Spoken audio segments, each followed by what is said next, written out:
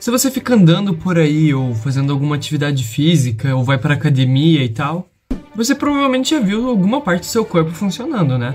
Ou às vezes o seu próprio olho piscando. Você já se perguntou como que seu corpo funciona por dentro? Então, olá, meu nome é Vitor Hugo e neste vídeo eu vou te explicar os tecidos do corpo e, claro, falar algumas curiosidades bem legais.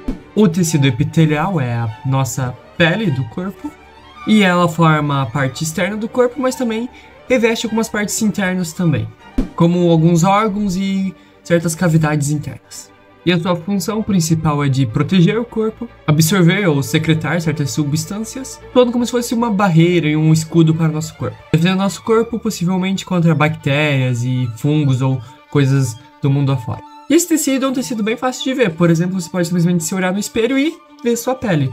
Mas também tem algumas partes internas que você pode achar esse tecido, como no revestimento do estômago e até em certa parte nos pulmões. E em questão das suas principais células, elas podem variar dependendo do local em que são encontradas. Mas as mais comuns são os queratinócitos na pele e os pneumócitos nos pulmões. E uma curiosidade legal é que a sua pele se regenera completamente em torno dos 28 dias. É como se você trocasse de capa mensalmente. O tecido conjuntivo é como se ele fosse o construtor / pedreiro do seu corpo. E ele conecta, suporta e dá estrutura a outros órgãos e tecidos. Mas além do suporte, o tecido conjuntivo também pode armazenar energia, como a gordura, e transportar substâncias, como o sangue. Podendo até ser associado como se fosse tipo um cimento, que ajuda a deixar tudo fixo e bem juntado. Por isso que você pode encontrar o tecido conjuntivo em quase toda a parte do corpo, como no sangue, ossos, tendões e até na sua gordura. E algumas das células mais conhecidas desse tecido são os adipócitos, que são células de gordura, fibroblastos, que produzem colágeno, e entre outras. E por curiosidade, esse colágeno que é produzido pelos fibroblastos é a proteína mais abundante no seu corpo. E é o que dá aquela elasticidade na sua pele. Olá, e uma coisa que eu esqueci de falar também é que o tecido conjuntivo ele pode ser subdividido em 4 tecidos: a cartilagem, o tecido adiposo, o osso e o sanguíneo. Em que a cartilagem é basicamente a cartilagem tipo que tem os nossos ouvidos e outras partes, que dá uma estrutura e sustentação. O tecido adiposo, que é a gordura, que ajuda a manter um pouco da temperatura ou uma reserva de emergência para situações extremamente necessárias. O osso, que é o tecido ósseo, que dá sustentação e peso para o nosso corpo também.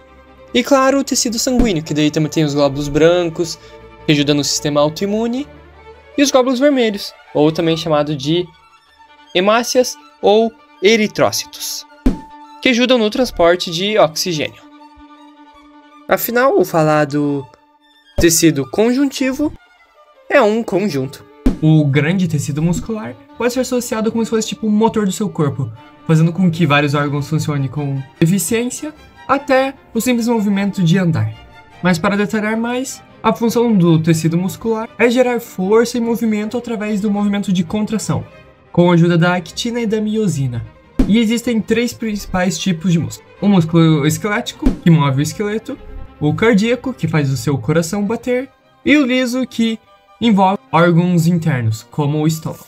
Por isso que você pode encontrar esse tecido no coração, nos músculos que movem os braços, principalmente quando você está fazendo a academia, nas pernas, nas paredes de certos órgãos e até nos vasos sanguíneos. E no tópico de principais células, os miócitos requerem sua atenção. E, inclusive no coração eles são chamados de cardiomiócitos e no músculo esquelético são chamados de fibras musculares. E uma curiosidade legal é que o seu coração bate cerca de 100 mil vezes por dia. Isso só é possível graças ao tecido muscular, que nunca para de trabalhar.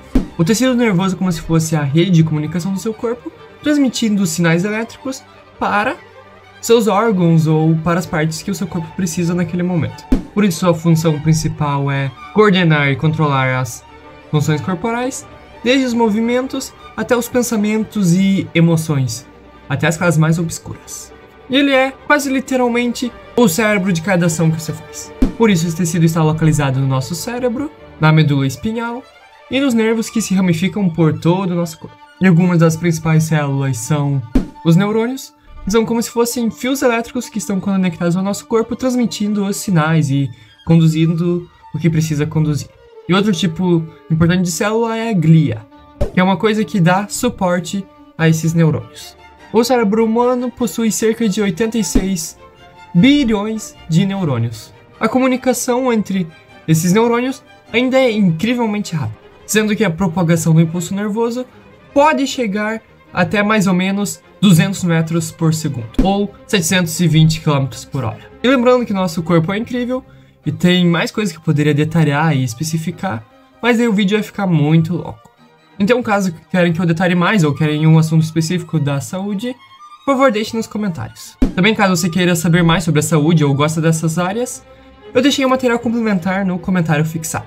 Para você que chegou até aqui, eu tenho uma meta de até o final do ano conseguir 100 mil inscritos, então, por favor, me ajude a chegar lá. Valeu!